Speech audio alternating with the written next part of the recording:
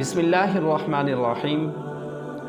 ناظرین محترم، نبی رحمت صلی اللہ علیہ وآلہ وسلم نے ارشاد فرمایا کہ مجھے یوم اضحیٰ کا حکم دیا گیا ہے، یعنی اس دن کو اللہ رب العزت نے لوگوں کے لیے عید کا دن مقرر کر دیا ہے۔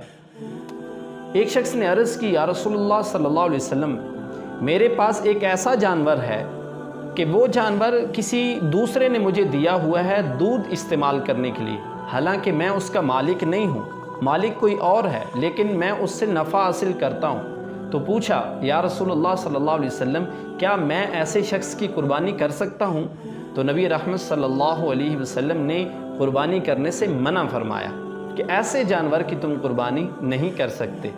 پھر اگلی بات سنیے جو نبی رحمت صلی اللہ علیہ وسلم نے ارشاد فرمایا کہ ہاں، تم اپنے بال، اپنے ناخن، اپنے مونچھیں جو ہیں ان کو ترشواؤ اور منہ زیر ناف جو ہیں ان کو کاٹو۔ اور پھر نبی رحمت صلی اللہ علیہ وسلم نے ارشاد فرمایا کہ جو کوئی یہ عمل کرے گا، یعنی ایسا شخص جس کے پاس قربانی کی توفیق نہیں ہوگی لیکن وہ یہ عمل کر لے گا، اللہ رب العزت اس شخص کو قربانی جتنا ثواب عطا فرمائے گا۔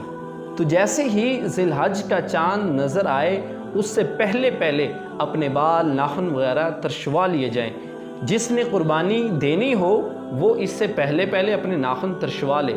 اگر کسی کے پاس ہمت نہیں ہے، توفیق نہیں ہے قربانی دینے کی، اگر وہ بھی اس معاملے کے اندر شریک ہو جائے گا، یعنی اپنے بال، ناخن وغیرہ ترشوا لے گا، اللہ رب العزت اس شخص کو بھی قربانی کا ثواب عطا فرمائے گا۔ اور حضور اکرم صلی اللہ علیہ وسلم نے ارشاد فرمایا کہ جس نے ذی الحج کا چاند دیکھا اور پھر اس شخص کا قربانی کرنے کا ارادہ بھی ہے، تو جب تک وہ شخص قربانی نہ کر لے اپنے بال، ناخن وغیرہ جو ہیں وہ نہ ترشوائے۔